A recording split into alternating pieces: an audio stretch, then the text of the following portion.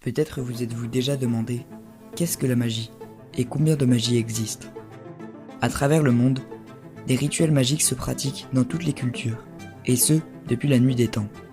Mais c'est au fil des siècles que cet art s'est métamorphosé, prenant des formes variées, telles que la magie blanche, la magie noire, l'illusionnisme, le mentalisme et autres.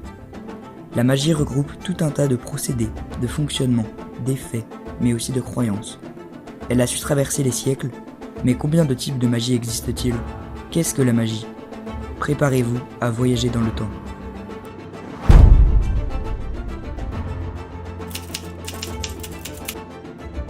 Tout d'abord, il faut dissocier deux grandes catégories. Une magie surnaturelle et fantastique, la magie blanche, la magie noire, la magie bleue, solaire de la nature, et une magie axée sur le divertissement et le spectacle, reposant sur des astuces et des techniques. On va ici se concentrer sur cette dernière pratique, également appelée prestidigitation ou illusionnisme.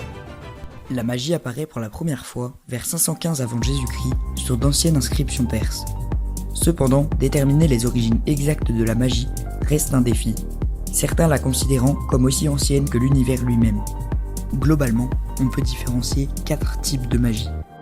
La magie de scène déjà est une magie où le magicien se retrouve sur une estrade devant de nombreux spectateurs placés loin de lui, et le magicien performe ses tours de magie.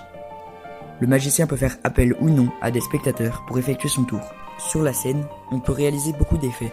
On peut retrouver la magie de grandes illusions avec l'exemple de la femme coupée en deux, mais certains magiciens tels que Shin Lim ou Eric Chen réalisent des manipulations de cartes, d'éventails, sur fond musical, donc on reste sur un aspect très visuel afin que tout le public puisse voir la performance.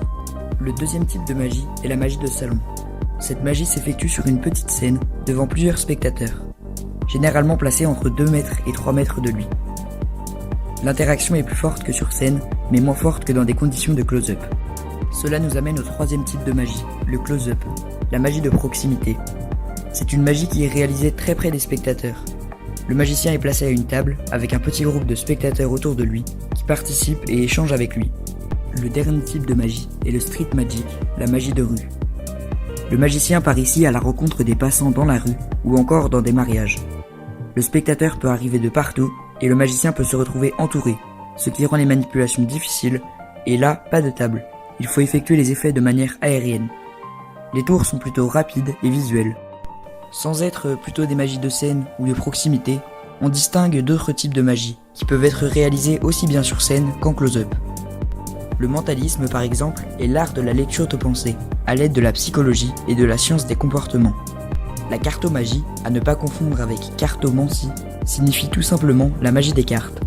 C'est un type de magie très vaste et très complexe, mais c'est aussi l'un des plus courants.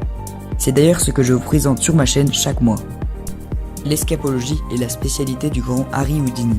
C'est l'art de l'évasion. Défaire des menottes, sortir d'une camisole ou encore s'échapper d'une caisse remplie d'eau. Voici des exemples de tours d'escapologie.